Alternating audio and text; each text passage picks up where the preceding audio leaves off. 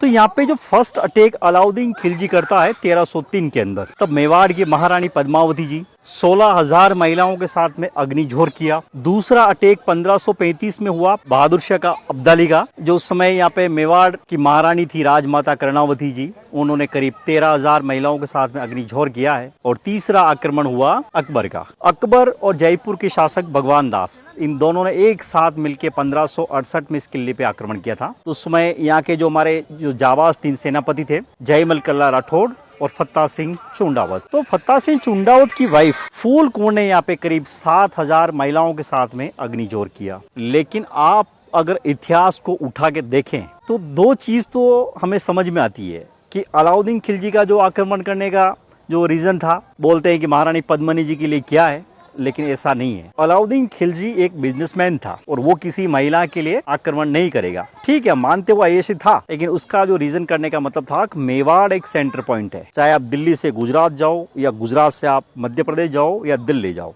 होता क्या था कि अलाउद्दीन खिलजी दूसरी रियासतों के अंदर लूट खसोट मचा के जो यहाँ से निकलने की कोशिश करता था, तो मेवाड़ के राजपूत क्या उसको जाने नहीं देते थे यहाँ। तो फिर एक ही ऑप्शन है, या तो आप टैक्स दो हमें या फिर आप झुक के यहाँ से जाओगे। अलाउद्दीन खिलजी इस बात से काफी परेशान हो चुका और कई बार वो वॉर के अंदर भी डिफीट हुआ है, समर सिंह जी ने उसको हराया है। लेकिन उसने बाद में देखा कि हर रोज की प्रॉब्लम है, तो एक बार रिस्क करके देख लेते हैं, लड़के देख लेते, जीत जाएंगे तो ये प्रॉब्लम सॉल्व हो जाएगी। अगर नहीं जीते तो वैसे टैक्स देते चलेंगे। लेकिन बाद में क्या है, कुछ रियासतें ऐसी थी जो मेवाड़ को नीचा दिखाने की कोशिश की और इतिहास को तोड़ मरोड़ के एक ही चीज बता दिया कि साहब पद्मिनी जी इतनी खूबसूरत थी कि जब पानी पीती तो गले से दिखता था। लेकिन ये चीजें क्या है, सिर्फ दंत कहानी है और इस चीज को अपन भी नहीं मान सकते। जब आपको पानी दिख रहा है तो पद्मिनी जी की चेहरे की मांसपेशी भी दिखनी चाहिए, मतलब पारदर्शी है। लेकिन कवि क्या है कि हमेशा किसी चीज को बढ़ा के बोलता है, मतलब उसका कहना था कि भाई इतनी खूबसूरत है कि पानी की तरह है, मतलब ज्यादा आप व्हाइट देख लो, आप मतलब ज्यादा करे तो वेरी वेरी मतलब इंपॉर्टेंट, बहुत ही खूबसूरत। लेकिन धरती पे तो सिर्फ 2 महिलाएं बहुत खूबसूरत हुई और मैं भी उन्हीं को मानता हूँ, एक तो माता सीता और माता रुक्मणी। इनसे अलावा ज्यादा धरती पे कोई खूबसूरत हुआ नहीं है, लेकिन उनके भी गले में पानी तो कभी किसी ने देखा नहीं है। ये रीजन था। दूसरा, बहादुर शाह ने इस किले को, चित्तौड़ को हत्याने की कोशिश की, उसको नहीं मिला, जंग हुई, सब कुछ खत्म हुआ। लेकिन अकबर का जो रीजन था इस किले पर आक्रमण करने के लिए, तो अकबर की जो सेंचुरी चली यानी 15वीं सदी, उसने एक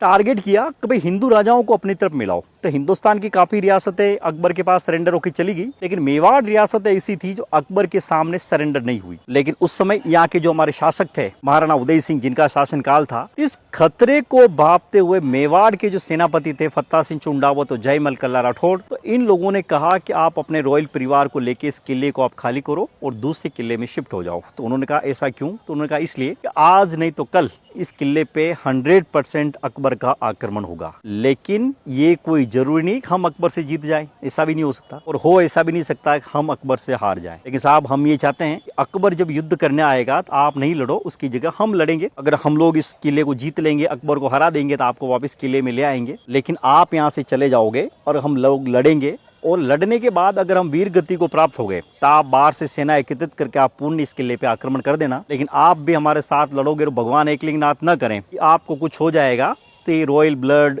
रॉयल परंपरा सब कुछ खत्म हो जाएगी, पीछे कुछ बचेगा नहीं। काफी मुश्किल था उनको समझाना, लेकिन समझा बुझा के उदय सिंह जी को यहाँ से कुंभलगढ़ में शिफ्ट करवा दिया। लेकिन बाद में उदय सिंह जी ने कुछ ही साल में 1559 में राजधानी चेंज कर दी, चित्तौड़ को हटा के उदयपुर कर दिया। लेकिन इस किले की जो जिम्मेदारी थी फत्ता सिंह चुंडावत और जयमल कल्ला राठौड़ की थी। लेकिन इन्होंने जब उदय सिंह जी को कुंभलगढ़ में शिफ्ट किया तो उस समय यहाँ की जो सेना थी उसका 3 हिस्सा भी उदय सिंह जी के साथ भेज दिया। लेकिन इस किले की जिम्मेदारी इन तीनों सेनापतियों के ऊपर थी। लेकिन हमारे पास सैनिक कितने थे? मात्र 8,000। लेकिन अकबर कुछ ही साल बाद यानी 1567 जो दिल्ली से निकला, तो वो अपने साथ मात्र 15,000 सैनिक लेके इस किले के ऊपर आक्रमण करने के लिए निकल चुका। लेकिन रास्ते में जो जितनी भी मुगलों के आधीन रियासतें थी, जयपुर भगवान दास और अनेक राजाओं ने अनेक सैनिकों की हेल्प की अकबर की। वो अकबर की सेना जब 1567 यहाँ पहुंची तो वो 15,000 से बढ़ के 60,000 में कन्वर्ट हो गई। और अकबर को इस किले की सबसे बड़ी कमजोरी पता चल गई थी, इस किले के ऊपर फसल नहीं होती है। तो ये मेवाड़ के राजपूत ये सरेंडर करेंगे नहीं, ये लड़ेंगे तो मरेंगे और मारेंगे कब? जब इनका राशन खत्म होगा तब। तो अकबर ने चारों तरफ से इस किले की घेराबंदी कर दी। करीब राशन अपना 1 साल तक चला, लेकिन 1567 तक लास्ट तक राशन खत्म होने वाला था। तो फत्ता सिंह चुंडावत ने यहाँ के लोगों से बैठ के एक बहुत बड़ी मीटिंग ली और उनसे कहा कि भाई वो समय आ गया केसरिया बाला करने का, मतलब हम लड़ेंगे और तब तक लड़ना है जब तक जीत नहीं जाए। वरना कदम पीछे नहीं लेने। ठीक साहब, युद्ध का फैसला हुआ, लेकिन उनके साथ ही साथ फत्ता सिंह चुंडावत की वाइफ फूल कुंवर ने क्लियर कर दिया कि आज से पहले जो दो जोर हुए, दो शाखा हुए, वैसा ही तीसरा शाखा होगा। अगर सेनापति या सैनिक युद्ध के दौरान वीर गति को प्राप्त हो जाएं तो उनकी वाइफ यहाँ पे अग्निझोर करेगी। तो जाएंगे हम 1568। जाने से पहले एक दिन पहले इस किले को अच्छे से डेकोर किया, सारे लोगों ने केसरिया वस्त्र धारण किए और एक फेस्टिवल की तरह एंजॉय किया। लेकिन कल जाएंगे तो आज हमारे जितने भी सैनिकों की वाइफ थी वो इकट्ठी हुई और करीब 7000 महिला इकट्ठी होकर फूल कुंवर के पास में जाके पहुंची और उनको कहा कि महारानी साहब कल अपने जो पति ये युद्ध भूमि में जाएंगे, लेकिन ये कहीं अपनी वजह से कमजोर नहीं हो जाएं। ये लोग सोच ले मैं युद्ध में जा रहा हूँ, मैं वहाँ वीर गति को प्राप्त हो जाऊंगा तो मेरे बाद मेरे बच्चों का या मेरी बीवी का क्या होगा। इस चीज से इनको आज ही निकाल देते हैं। तो आज रात को 7000 महिलाएं यहाँ पहुंची, 16 श्रृंगार किए और यहाँ पे मंत्र पढ़े गए। मंत्रों में आहुति दी गई, नारियल घी चंदन मंत्रों से अग्नि को प्रज्वलित किया और उसी अग्नि को एक विशाल अग्नि का दर्जा देके मेहंदी और सिंदूर के फिंगर दिए अपने अपने दीवारों के ऊपर और आग में प्रवेश कर गए। जैसे ही दिन निकला, इस किले के चारों तरफ से धुआं सा निकल रहा था। तो ये जब नजारा जब अकबर ने युद्ध भूमि से देखा, उसने जयपुर के शासक भगवान दास से पूछा, भगवान दास जी इस किले के ऊपर ऐसा क्या हो गया जिसकी वजह से इतना धुआं सा निकल रहा है, कहीं अनहोनी घटना तो नहीं होगी। लेकिन इस चीज को भगवान दास जी समझ चुके थे, तो उन्होंने कहा कि आलमपना ये कोई धुआं नहीं है, ये क्या है। इस बात का सिग्नल और इशारा है कि मेवाड़ के जो राजपूती शेर है अब इस किले से बाहर निकलेंगे युद्ध के लिए। साहब ये लड़ेंगे तो ऐसा लड़ेंगे कि जान को हथेली पे रख के लड़ेंगे। लेकिन हमारे 8000 सैनिक तुरंत यहाँ पे पहुंचे, दिव्यात्माओं की उड़ती हुई राख को अपने मस्तिष्क से लगाया और जयघोष भरे जय एकलिंग जय दीवान के जो नारे लगे हैं, बोलते हैं कि नारों का इतना जयघोष का वॉइस बना कि अकबर को युद्ध भूमि तक सुनाई दिया। लेकिन जैसे ही सूर्य निकला तो फत्ता सिंह चुंडावत ने 8000 राजपूती सैनिकों के साथ में इस किले के सारे गेट ओपन करवा दिए और ये 8000 राजपूती सैनिक अकबर का काल बनकर अकबर पे टूट पड़े, जो एक ही दिन के अंदर बोलते हैं कि 40,000 सैनिकों को जान से मार डाला। बोलते हैं कि यहाँ पे इतना ब्लड बहा, बफेलो जो छोटा बच्चा होता है वो तक ब्लड में बहा है, जिसके नाम से बोलते हैं कि पाडन पोल द्वार। अकबर पूर्णतः टूट चुका, उसको लग रहा था कि राजपूत अब मुझे भी मार देंगे। लेकिन आप जो फर्स्ट गेट से जो अंदर जो प्रवेश किया तो उसके आगे की तरफ आते हैं तो छोटे छोटे राइट की तरफ मंदिर आते हैं रेड कलर के। उसके आगे जयमल कला राठौड़ ये फाइट लड़ रहे थे और जयमल जी की उम्र करीब उस समय 60 साल की थी। लेकिन लड़ते लड़ते अकबर की तरफ से एक गोली फायर हुई और जयमल जी की पाँव में जाके लग गई। उन सैनिकों ने कहा कि साहब आप चल नहीं पा रहे हो, घायल हो चुके हो, तो आप अपना उपचार कराओ, फिर युद्ध भूमि में आना। तो उन्होंने कहा कि जयमल सिंह के पाँव में गोली लगी, हाथों के अंदर नहीं। उन्होंने कल्ला जी को आवाज दी कि कल्ला मुझे अपना कंधा दे। कल्ला जी जैसे आए वो उनके कंधे पे बैठ गए। जैसे ही कल्ला जी खड़े हुए तो डेफिनेटली हाइट बढ़ेगी, लेकिन खड़े होते ही दोनों चाचा भतीजों ने दो दो तलवार आकाश की तरफ ले रही और जयघोष दिया, जय एकलिंग जय दीवान के जो नारे दिए। इस नजारे को जब अकबर ने देखा तो अकबर उनसे और डर गया। बोलते हैं कि अकबर ने आकाश की तरफ देख के बोला कि या अल्लाह तूने क्या कर दिया। पहले से मुट्ठी भर राजपूत थे जो मेरी पूरी सेनाओं का इन लोगों ने सर्वनाश कर दिया। इसी क्या आपत्ति आ गई तेने भगवान विष्णु को भी युद्ध में उतार दिया, क्योंकि उसको 4 भुजाएं दिखी थी। लेकिन वो लड़ते लड़ते जैसे अकबर के लेवल तक पहुंचे, धोखे से पीछे से अटैक हुए, दोनों चाचा भतीजों के सर कट के अलग हो गए जयमल कला राठौड़ के। लेकिन वो काफी समय तक बिना सर के ही लड़ते हुए वहां तक पहुंच गए जहां भी मंदिर बने हुए हैं। वहां जाके दोनों ने जमीन पे गिरे। लेकिन अकबर उनके युद्ध कौशल से इतना प्रभावित हुआ कि वो उनके जयमल जी के पास में पहुंच के उसने चरण स्पर्श किए और एक फतवे में लिखा उसने कि वाकई ऐसे राजपूती शेर अगर मेरे पास होते तो मैं आज चित्तौड़गढ़ वर्ल्ड पे बैठ के राज करता। लेकिन बाद में उसने आगरा फोर्ट के ऊपर जयमल कला राठौड़ और फत्ता सिंह चुंडावत के स्टैचू बनवा के लगवाए थे। लेकिन बाद के जो शासक आए जागीर वगैरह, 3 लोगों ने उनको तुड़वा दिया। फिर वो सेना बढ़ती है रामपोल की तरफ, जहां से आपने टिकट लिया था इससे पहले गेट आया था, एक पीपल का पेड़ लगा हुआ अभी भी, एक छतरी बनी हुई फत्ता सिंह चुंडावत के नाम से, वहाँ लिखा हुआ है बैटल फील्ड 1567 1568 आमेट, जो राजसमंद डिस्ट्रिक्ट के अंदर चुंडावत राजपूतों का बहुत बड़ा ठिकाना है। वहाँ के वो राजपूत थे।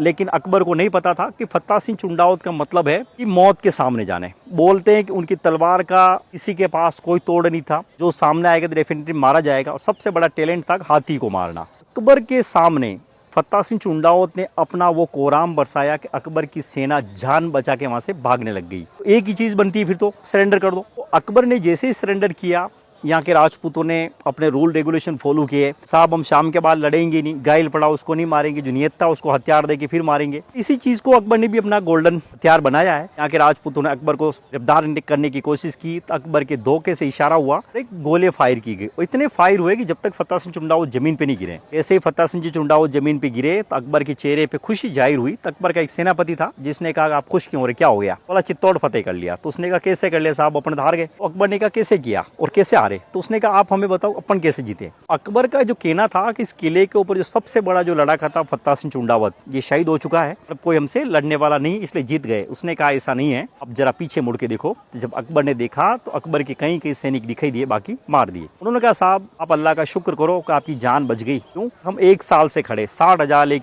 सैनिक लेके खड़े, एक दिन का आमना सामना हुआ, इन लोगों ने 40 को मार दिए, बचे कितने? 20,000। लेकिन उन सैनिकों की हालत इन लोगों ने ऐसी कर दी कि वो पाँव पे चल नहीं पा रहे, मतलब वो भी हमारे किसी काम के रहे ही नहीं है। और हमारी कंडीशन क्या है, आज चित्तौड़ की जगह दिल्ली पे दूसरा शासक जाके हमला कर देता, हमारे पास सेना ही नहीं, क्या जीत गए? आप सोचो अगर इनकी सेना में मात्र 15,000 सैनिक और होते या ये राजपूत 2 घंटे और लड़ते, आपके 20,000 सैनिकों को भी जान से मार देते, उसके बाद आपको भी मार के जन्नत भेज देते। लेकिन अल्लाह का शुक्र करो जान बच गई है। अकबर तुरंत अम्बा पैलेस वहां पहुंचा, राज सिंहासन पे पहुंचते ही पहले उसने एक फरमान जारी किया, कन्वर्ट। अब कन्वर्ट कौन होगी? प्रजा। प्रजा ने साफ इनकार कर दिया कि आपको जो करना करें, लेकिन हम धर्म परिवर्तन नहीं करेंगे। लेकिन उसने 2 फरमान और जारी किए, 30,000 लोगों का कत्लेआम। और एक में उसने लिखा कि इस किले के ऊपर जो सबसे बड़ा लड़ाका था फत्ता सिंह चुंडावत, हाँ उनकी डेड बॉडी मिली, तो हजारों की तादाद में मुगलों के कटे हुए सर मिले और कई हाथी उनके पास मरे पड़े थे। होली का सेम डे अकबर ने 30,000 जो यहाँ की प्रजा थी, महिला बुजुर्ग, सबको जान से मरवा दिया और खून से इस किले को लाल कर दिया। लेकिन अकबर के जाने के बाद जब यहाँ के बच्चे कुछ लोग थे, जब जमीनों पे चलते पाँव में ब्लड लग जाते, तब मेवाड़ के अंदर क्या होता है, होली के बाद जो बड़ी एकादशी होती है उस दिन यहाँ पे एक जौहर मेला पड़ता है। सामने जब कुंड देख पा रहे हैं, पूरे दिन मंत्र उच्चारण होते सारी दिव्यात्माओं की शांति के लिए आज भी।